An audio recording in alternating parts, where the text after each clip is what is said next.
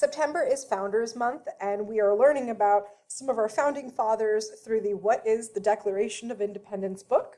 So far, I've read chapters 1 and 2, and today you're going to hear chapter 3, titled Blood in Boston. Boston, Massachusetts in early 1770 was a tense city, very tense. There were so many protests and gatherings that Great Britain sent hundreds of soldiers to the city just to keep the peace. Instead, seeing so many soldiers in the streets just only made the Bostonians even angrier. In late February, a crowd gathered at the home of a British tax collector. Rather than trying to calm down the colonists, an officer came out and he fired his gun into the crowd. An 11-year-old boy named Christopher Cedar was killed. All of Boston was shocked. Even the royal governor of Massachusetts, a man chosen by the king, was outraged.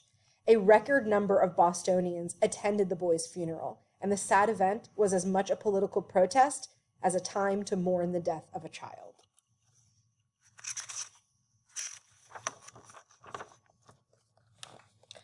Only a week after Christopher Cedar's funeral, a Boston merchant insulted a British soldier, and the soldier struck the man with his rifle.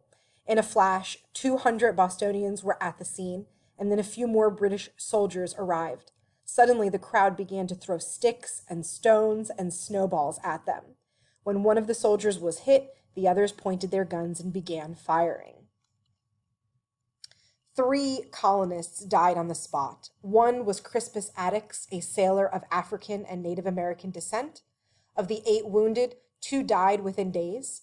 That brought the total number of colonists killed to 5. This tragic incident quickly became known as the Boston Massacre, and it fueled the colonists' hatred of the British. News of the massacre spread quickly. There were more angry protests against the British in cities across the colonies. In Boston, the royal governor promised a full investigation of the murders, even though he knew that the British soldiers had gone too far.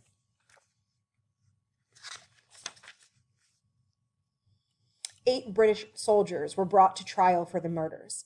It is safe to bet that they were among the most hated men in Boston.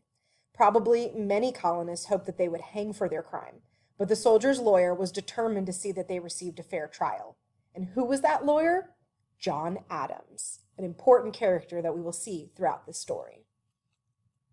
This may seem surprising, but since John Adams was very much against British rule, which would seem surprising because John Adams was very much against British rule. And indeed, many Bostonians were angry with Adams for defending the British soldiers.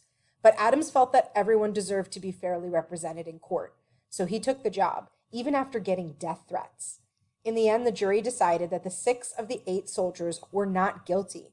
Only 2 were convicted of murder and executed. The trial made Adams an unpopular man in Boston. He lost a lot of clients and his family suffered. But right up until the day he died, Adams believed that he had done the right thing. And that ends chapter 3. Chapter 4 is the Boston Tea Party. I will read that very quickly for you so that you can be caught up, and then we'll read the rest of those chapters next week. The Boston Tea Party. Sam Adams wasn't going to let the trial put the Boston Massacre to rest. He egged on his fellow citizens, reminding them all to remember the bloody massacre, and that wasn't all that angered him. Once again, King George and Parliament aggravated the situation in America. The Tea Act was passed, which forced colonists to buy tea only from the British Tea Company. The Tea Act was just too much. In Boston, the Sons of Liberty met daily to find a way to stop the Tea Act. In late November 1773, they saw their chance. 3 British ships docked in Boston Harbor, carrying hundreds of chests of tea. Armed with guns, Sam Adams and the Sons of Liberty immediately lined the harbor. They did not let the British unload their tea from the ships. Every day and every night, Boston citizens kept watching at the harbor, making sure that the tea stayed right where it was. The standoff lasted for more than 2 weeks, and then on December 16, 1773, Adams and the Sons of Liberty decided it was time to do something daring. They would get rid of the tea once and for all. That very night, some 200 men and teenage boys disguised themselves as Native Americans. The crowd marched onto the docks at Boston Harbor because only a few British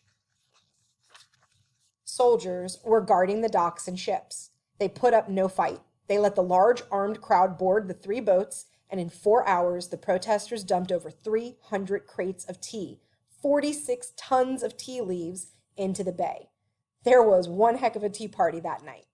The colonists had broken the law by destroying British goods, and the colonists were frequently hanged for such crimes. However, the next day, the mood in Boston was upbeat.